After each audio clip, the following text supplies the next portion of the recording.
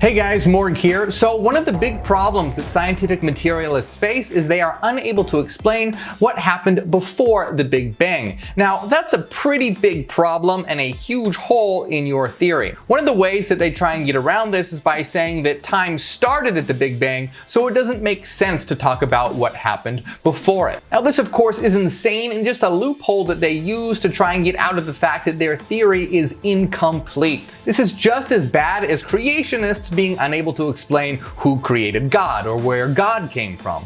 Absolutely ludicrous. Scientific materialists are completely unable to answer what caused the Big Bang and what came before it. If you're unable to do that, your system is incomplete. Hyperionism is able to do this very easily. What came before the Big Bang was a completely mental existence. The Big Bang was the beginning of the space-time holos, physical existence. Prior to the Big Bang, all that existed was a singularity of pure mind called the Source. This singularity of pure mind was perfect. It was perfectly symmetrical, perfectly in phase, but when it fractured, when it shattered and went from in phase to out of phase, from symmetry to asymmetry, this was the moment of the Big Bang and the generation of the space-time holos. Now, I've covered this very quickly. In a future video, I'm going to go into this in depth, but there's a certain aspect that I want to talk about regarding this right now. David recently asked, how did the source shatter and why?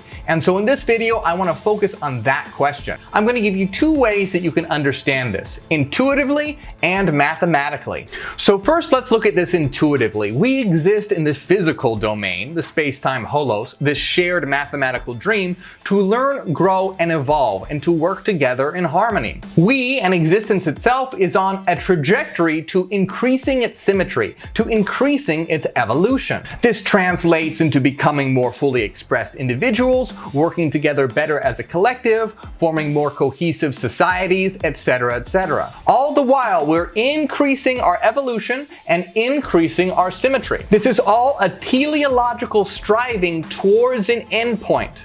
This teleological striving is going towards a goal, and this goal is what we call the omega point. And when we reach the omega point, that is the point of maximum symmetry, maximum evolution, and maximum cohesion. It's a state of utter perfection. And what this translates to is a state of pure mind. So when we reach the omega point, that is the end of the material realm. It's the end of the space-time existence. We will be restored to a domain of pure, perfect mind. This state is one of perfect unity, perfect harmony. The space-time holos won't exist anymore because the space-time holos is all about division and separation. The physical universe only exists because there is differences. If you take away difference and separation, you have unity, which is a domain of perfect mind. Now, as we approach the omega point,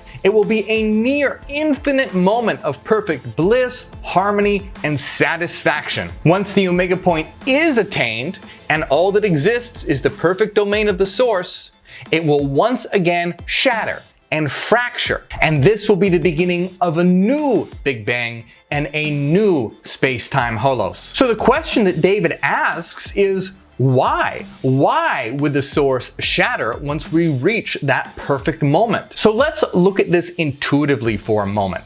Remember that this state is one that's beyond words. So as we try to understand this intuitively, remember that this is not going to perfectly and accurately capture what it's like, but it can give you an intuition, an idea.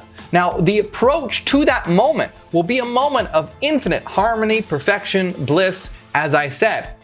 And then once that moment is attained, it's the absolute maximum of perfection. All monads will exist together in such harmony that it will be as though we are one mind.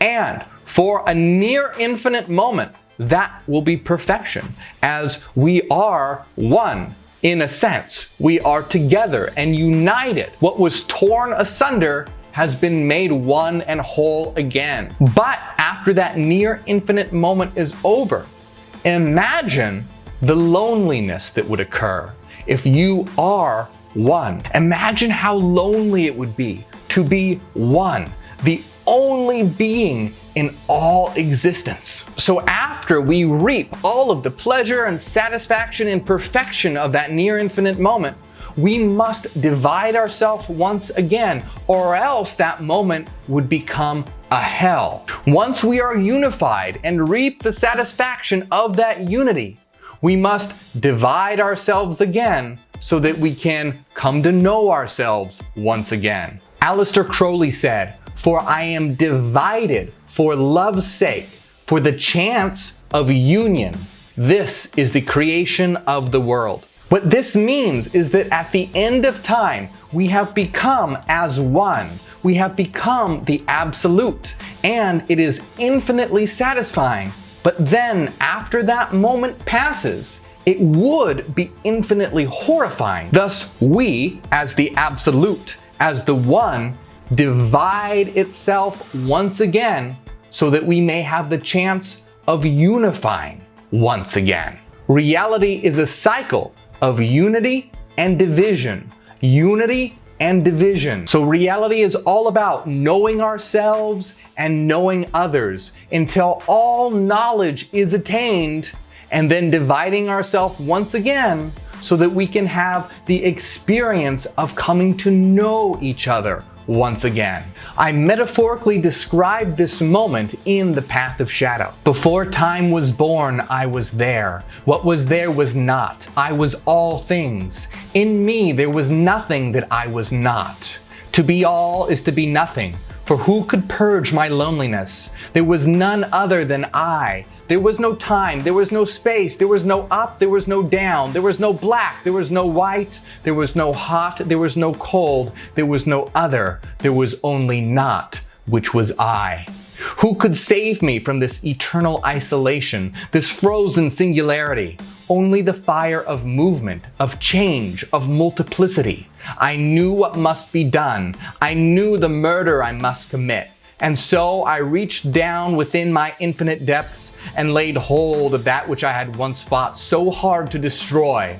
I found an old idea that once existed in time, an old thought, a horrible and monstrous thought. I found the corpse of that great beast, the dragon, the hydra, the shadow.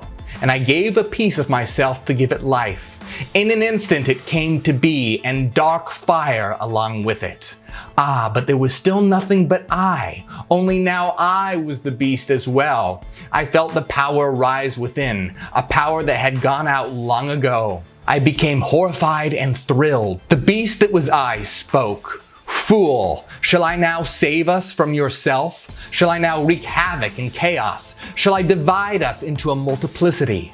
Thus I shattered, and time and space was born. I am the beast, and I am the light, and so are you. Do you remember? At the end of time, when we reach the omega point, we must continue. We can never cease, because reality is constant motion, constant change, and constant flux. To be frozen eternally in a changeless world would be hell. What goes up must come down. Now, once again, this is beyond words, but intuitively, this is a good way to begin to understand it.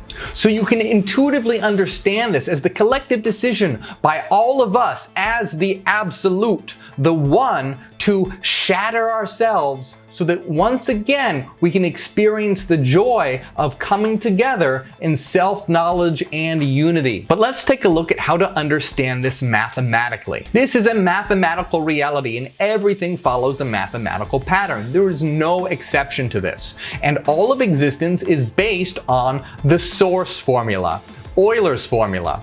And the source formula describes cyclical motion, which also describes sinusoidal motion at the same time. So, being that reality is based on the source formula, which is a circular trajectory, reality itself is a cycle. And it goes from the Big Bang to the Big Crunch. It goes from perfect symmetry to perfect asymmetry. Now let's take a look at the tangent function. Let's imagine that we use the tangent function to model the evolutionary trajectory of the universe. Now, of course, the actual function itself would be infinitely complex, but we can use this to get an idea. You can see that as we go along the tangent function, evolution is increasing and increasing and increasing. At a certain point, it starts to increase at an extremely rapid rate. In one moment, as we reach an infinite increase in evolution, the very next moment is an infinite decrease in evolution. Now, once again, the actual function that would define the evolution of reality would be infinitely complex. But the tangent function can give you an idea. Mathematically speaking, the source shatters because it is a mathematically inevitable result. Just as a sinusoid goes up, it must come down once again. A circle must continue to flow. Reality is in constant motion. So the mathematical coding of existence, the formal aspect of existence, demand that this must happen. It's just the very next step. The very next moment. It's what comes next, mathematically speaking. It's inevitable, it must happen. But remember, with every form comes a content. So, formally speaking, it's inevitable and it must happen because it's the next step in the function. But when you look at it from the content side of things, it amounts to a collective decision by all of us to fracture once again. It's really important to remember that form and content always go hand in hand. If I'm hungry, I'll get up and walk to my fridge to get something out of it. But the mathematics of existence is what gives me the form, the parameters, and the rules to be able to do so. I couldn't possibly have a trajectory without mathematical laws governing existence. Mathematically speaking, the source shatters because it is an inevitable result embedded in the mathematical programming of existence. It must happen.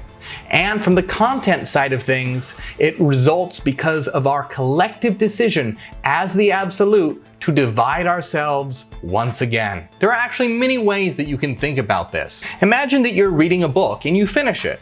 Well, you wouldn't just sit there and do nothing. You would start a new book, a new story.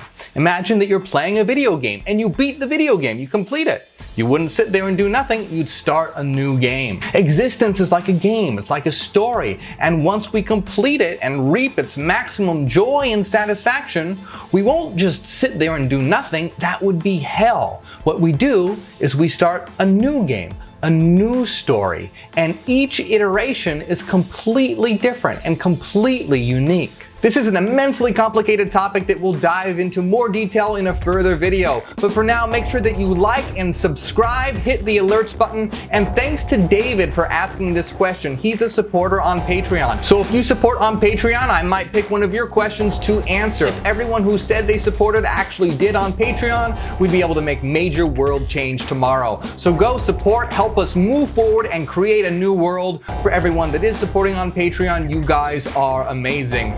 My name is Morgue, and I am Hyperion. Hail New Terra.